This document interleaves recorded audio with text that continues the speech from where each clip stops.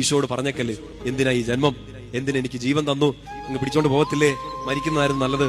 No, മരിക്കുന്നതാണോ നല്ലത്? ആത്മഹത്യ ചെയ്യുന്നതാണോ നല്ലത്? ഈ കടം വന്നപ്പോ, ഈ രോഗം വന്നപ്പോ, ഈ നിരാശ വന്നപ്പോ ആളുകൾ തെറ്റിദ്ധരിച്ചപ്പോ ജീവിതം അവസാനിപ്പിച്ചേക്കാം എന്ന് കരുതുന്നതാണോ?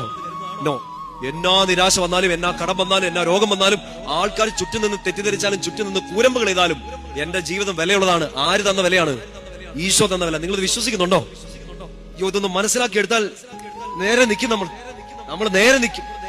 ജീവിത പങ്കാളി തഴഞ്ഞ് തൂരി എറിഞ്ഞ ജീവിതങ്ങളുണ്ട്, മക്കളെ ചവിട്ടി തേച്ച ജീവിതങ്ങളുണ്ട്, മാതാപിതാക്കളെ ശപിച്ച് തള്ളിയ ജീവിതങ്ങളുണ്ട്, ലോകം മുഴുവനും കൂടെ ഒരു ഉപകാരമില്ലെന്ന് പറഞ്ഞ് ഒഴിവാക്കിയ ജീവിതങ്ങളുണ്ട്. അങ്ങനെയുള്ള ജീവിതങ്ങൾ പോലും എഴുന്നേറ്റ് നിന്ന ഒരേ ഒരു സുവിശേഷമാണിത്.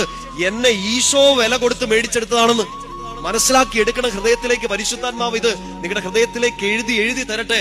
നിങ്ങൾ വിലയില്ലാത്തവരല്ല, വിലയ്ക്ക് വാങ്ങപ്പെട്ടവരാണ്. യേശു ക്രിസ്തു സ്വന്തം ജീവൻ മോചന ദ്രവ്യമായി കൊടുത്ത് മേടിച്ച്